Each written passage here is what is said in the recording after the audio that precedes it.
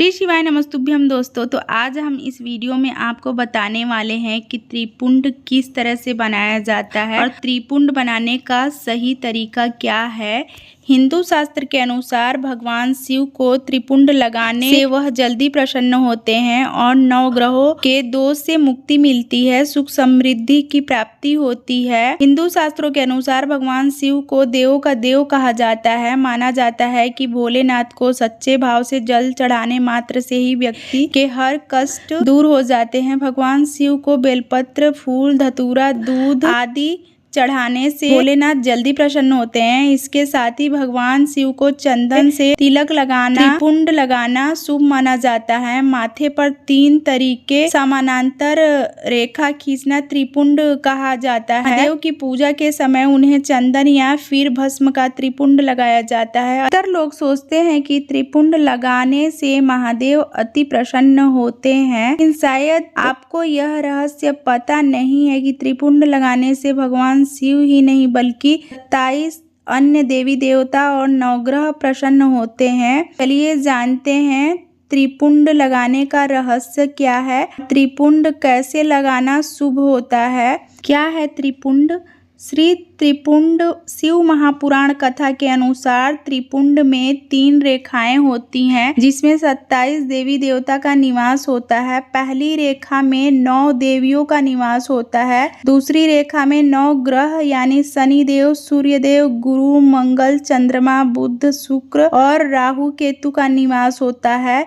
इसके साथ ही तीसरी रेखा में 9 देवताओं का वास होता है। शिव जी को कैसे लगाएं त्रिपुंड सही तरीके से? शिव महापुराण कथा के अनुसार भगवान शिव को त्रिपुंड लगाते समय कुछ बातों का ध्यान रखना चाहिए। भगवान शिव को चंदन, लाल चंदन, अष्टगंध से त्रिपुंड लगाना चाहिए। अगर ये तीनों चीजें नहीं है तो ऐसे ही उंगली से लगा सकते हैं। त्रिपुंड लगाने के लिए सबसे पहले दाएं हाथ की बीच की उंगली यानी मध्यमा और अनामिका से पहले ऊपर की 2 रेखाएं बनाएं। इसके बाद नीचे तर्जनी उंगली से रेखा बना दे। इसे त्रिपुंड कहा जाता है। इस बात का ध्यान रहे कि त्रिपुंड हमेशा बाएं नेत्र से दाएं नेत्र की ओर लगाना चाहिए। भगवान शिव को विधिवत तरीके से त्रिपुंड लगाने से वह जल्द प्रसन्न होते हैं। त्रिपुंड लगाने से 27 देवी देवता का आशीर्वाद प्राप्त होता है। जाने अनजाने में हुए पाप खत्म हो जाते हैं। त्रिपुंड लगाने से बुरी शक्तियों से छुटकारा मिल सकता है। इसके साथ ही सकारात्मक ऊर्जा का प्रवाह बढ़ता है। महादेव को त्रिपुंड लगाने से चंद्र दोष से भी मुक्ति मिल जाती है। महादेव के आशीर्वाद से हर क्षेत्र में सफलता प्राप्त होती है। तो दोस्तों, कई लोगों को यही नहीं पता है कि हमारे हाथ में जो उंगलियां हैं, 5 उंगलियों में किसको क्या बोला जाता है। तो शिव महापुराण में या कहीं भी सुन लेते हैं कि अनामिका, मध्यमा और तर्जनी से ये चीज करना है या कनिष्ठा से करना है। तो अंगूठा तो सबको पता है और कनिष्ठा भी सबको पता है, लेकिन 3 उंगलियों में लोग कंफ्यूज हो जाते हैं। बहुत सारे लोगों को ये नहीं पता है कि कौन से उंगली को अनामिका बोला जाता है, कौन से उंगली को मध्यमा बोला जाता है और कौन से उंगली को तर्जनी बोला जाता है। तो हम आपको समझाने वाले हैं इस वीडियो में, ताकि आपसे त्रिपुंड बनाते समय कोई गलती ना हो। तो दोस्तों, ये है मेरा दाहिना हाथ और दाहिने हाथ का ही साँचा मैं यहाँ पे बना ली हूँ पेन से, कॉपी में।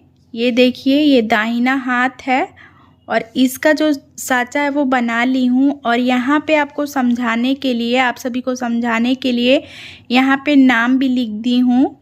ये देखिए, ये है अंगूठा, तो इसे बोला जाता है अनुष्ठा और इस उंगली को बोला जाता है तर्जनी, जो कि ये है, और ये है मध्यमा और ये है अनामिका और ये है कनिष्ठा। तो अब आपको समझ में आ गया होगा कि इस वाले उंगली को कनिष्ठा और इस वाले उंगली को अनामिका और इसको मध्यमा बोलते हैं, इसको तर्जनी बोलते हैं और इसको अनुष्ठा बोलते हैं। और दाहिने हाथ से ही सब पूजा पाठ किया जाता है, जितना भी उपाय है वो किया जाता है। और त्रिपुंड लगाने के लिए सबसे पहले जो है ये 2 उंगलियों का प्रयोग करना होता है, मध्यमा और अनामिका का। ऊपर की 2 लाइनें शिवलिंग पे ऐसे खींचेंगे।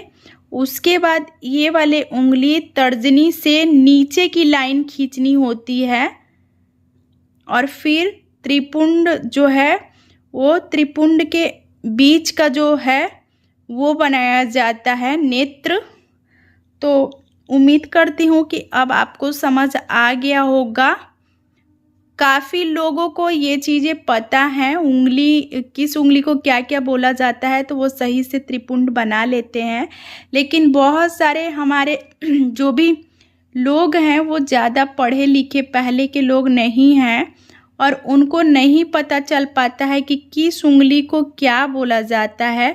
और शिव महापुराण का कथा और शिव महापुराण का उपाय सभी लोग करते हैं, इसीलिए मैं ये वीडियो बना रही हूँ। अगर मुझसे गलती हुई हो बताने में तो क्षमा प्रार्थी हूँ।